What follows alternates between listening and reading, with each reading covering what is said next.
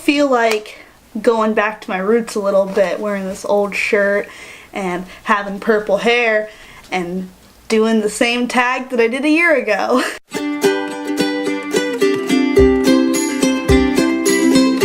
Hi, hey, I'm Morgan, and today I'm going to be doing the mid-year book freakout tag. I did this tag around this time last year, and I thought that it would be neat to implement it every year to kind of see how I'm doing every year. This tag was originally created by Chammy at Is That Chammy and Ellie over at Earl Grey Books, and I will leave both of their original videos in the description as well as my mid-year book freakout tag from last year. There's like 12 or something questions, so I'm just gonna hop right into it. I'm posting this pretty late in the mid-year, but it's fine. I have my phone right here, because how would I thrive during a tag video if I didn't have it? Question 1 is the best book you've read so far this year. I'm gonna take that as the best standalone book because of the next question. I would definitely have to say that the best book that I've read so far this year, excluding series, would have to be The Seven Husbands of Evelyn Hugo by Taylor Jenkins Reid. Look at all those tabs! But this is about our main characters, Monica. This features our main characters, Monique Grant and Evelyn Hugo, and Evelyn is telling Monique her entire life story for her biography that she wants Monique to write, and it is just so masterfully written. It's beautiful. I loved it so very much. Yes. Question 2 is the best sequel that you've read so far this year, and I mean, would you expect me to talk about anything else but the last 3 books in the Raven Cycle series by Maggie Stiefvater? I didn't fully annotate Blue Lily Lily Blue, so that's why she's not as tapped.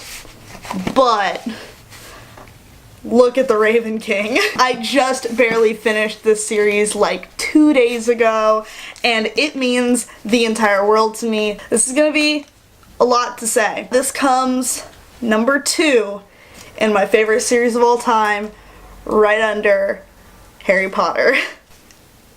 And that's the first time I really said that out loud or articulated it like that, but it's true. I adore this series, these characters, the development, the writing, the setting, the everything. I want to reread it. I can't reread it. I just finished it. I can't, right? I shouldn't reread it. Oh, but I want to. Question 3 is a new release you haven't read yet but want to. Undead Girl Gang by Lily Anderson is one of my most anticipated releases of this year, and I still haven't read it yet. It's on my TBR. It's coming soon. Question 4 is my most anticipated release for the second half of the year. What If It's Us by Adam Silvera and Becky Albertalli. Oh, I cannot wait for October. I can't wait for this book. It's gonna be so good. It's gonna be so fucking good. I can't wait. I can't wait. I cannot wait. Number 5 is biggest disappointment. It's sad to say, but I think that the biggest disappointment of the year so far, reading-wise, has definitely been Leah on the Offbeat by Becky Albertalli. I don't know if it was just like the hype or me getting my hopes up too high. This isn't a bad book. I still enjoyed it. I gave it like 3.5 out of 5 stars. It did handle some topics in a way that left a sour taste in my mouth and that I didn't really enjoy, and there were just so many small little subplots, it was hard to focus on what the main plot of this book was, and it just kind of fell flat for me, which is really upsetting because I think that this representation is so necessary, and I think that we need more female-female romances, especially in YA, but yeah, it was kind of a disappointment. Question 6 is biggest surprise, and I take this to mean a book that you expected to not like, but that surprised you and that you ended up liking. And for that one, I definitely have to go with Six of Crows by Leigh Bardugo. I did not expect to become as invested in this world as I did, and as intrigued and just connected to these characters as I did. I just really enjoyed the way this was written. It's a very polarizing book, especially on BookTube. It's like a love or hate. Like, I never see anyone that's like smack dab in the middle. I'm just one of those people that happen to like really love it, and I can't wait to continue on with this duology. I know I need to. I just haven't yet, but this was a huge surprise and a pleasant one. Question 7 is favorite new author, whether they be a debut or a new to you author. Be right back. For that one, I'm going to go with Neal Shusterman with Sight. This is the first Neal Shusterman that I have read, so he's new to me, and I really enjoyed this book, really enjoyed this world. I can't wait to continue on with this series, and after this series, I feel like I'm definitely gonna dive more into reading more books by Neal Shusterman, and I can't wait. 8 is newest fictional crush. I'm not gonna answer that one because I always feel weird being like, I have a crush on this character. It's Gansey, in case anyone was wondering. I'm not gonna skip this question. Sir Richard Campbell Gansey III from the Raven Cycle. I would die for him. Gansey could stab me and I would thank him and then promptly apologize for bleeding onto his boat shoes. I love him so much. Question 9 is newest favorite character. I mean, Ronan Lynch from the Raven Cycle. Every character from the Raven Cycle is a new favorite. But does it count because I read the Raven Boys last year and I fell in love with all of them last year, but I finished the entire series. Evelyn Hugo is definitely a new favorite character. Nothing from A Court of Thorns and Roses. That was I'm just gonna go with the Gansey from the Raven Cycle, and yeah, I loved everybody in that book, but Ronan especially. Oh my god, Ronan could shoot me in the face and I would find a way to justify it. He could do anything and I would find a way to excuse his actions. I love him with my entire heart and I will go to war for Ronan Lynch. Oh, he's a dream come true. See what I did there? A dream come true. The dream themes with Maggie Stiefvater. That was stupid. Question number 10 is a book that made you cry. We're gonna pull out the Raven King and Evelyn Hugo and see how many cry tabs there are. So I color code my tabs and blue tabs represent crying. So I'm gonna count how many times Evelyn Hugo made me cry and how many times the Raven King made me cry.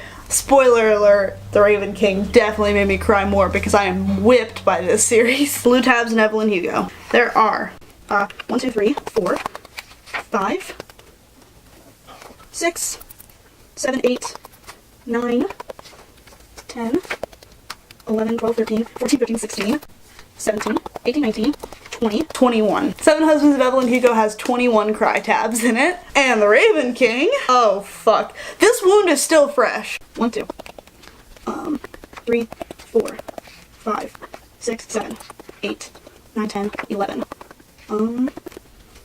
12, 13, 14, 15, 16, 17, 18, 19, 20, oh god, 21, 22, 23, 24, 25, 26, 27, 28, 29, 30, 31, 32, 33, 34, 35, 36, 37, 30, 38, 39, 40, 41, 42, 43, 44, 45, 46, 47, 48, 49, 49, 50, 51, 52, 53, 54, 55, 56, 57, 58, 59, 60, 61, 62, 63, 64, 65. 65 times I cried during my first read through of The Raven King by Maggie Stiefvater. So all in all, I was a little crybaby bitch during this book. Yup. In my head, I don't think I cry that much when I read, but then when I physically look at it and physically count how many times I cried, whoo, does it make me feel soft. If you ever thought I had a hard exterior and you thought I was like a tough guy, like, you thought wrong. Number 11 was a book that made you happy. I don't read a lot of those, but like The Raven Cycle also made me happy. Listen, this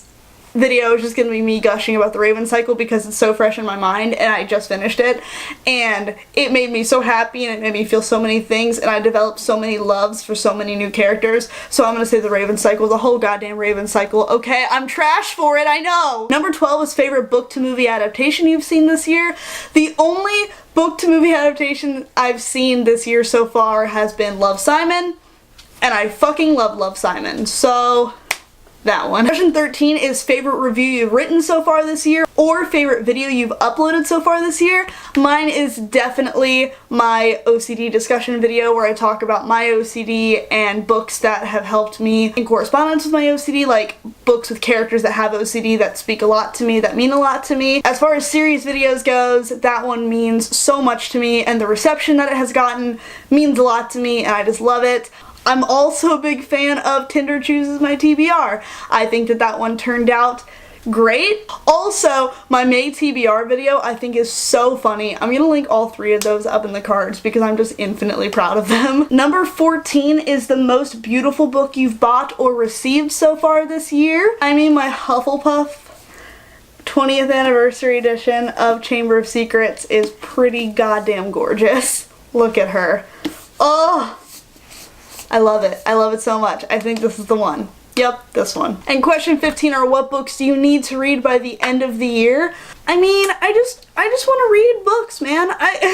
I'm not really trying to be like, I need to read these. All the books on my TBR shelf I would like to read. I'd like to get a good majority of my TBR shelf read by the end of the year. We'll see how I do, I guess. Most, if not all, of the books that I'm reading for the rest of the year are books directly from my TBR shelf, so I'm doing things, I'm making moves. But yeah, you guys, there you have it. This has been my 2018 edition of the mid-year book freakout tag. Let me know if you did this in the comments so I can go and watch yours. I love watching your guys' videos when you do these tags. I don't know if it's like too outdated to tag people to do this, but if you haven't done it, do it. It's such a fun tag and I love watching my friends do it. If you like this video, you're more than welcome to give it a thumbs up if you feel so inclined. And if you would like to see more of my content and more of my mug, you are more than welcome to subscribe. I upload every Monday, Wednesday, and Friday. And like I said, my name is Morgan. I hope you all have a wonderful rest of your day and happy reading. Okay, bye!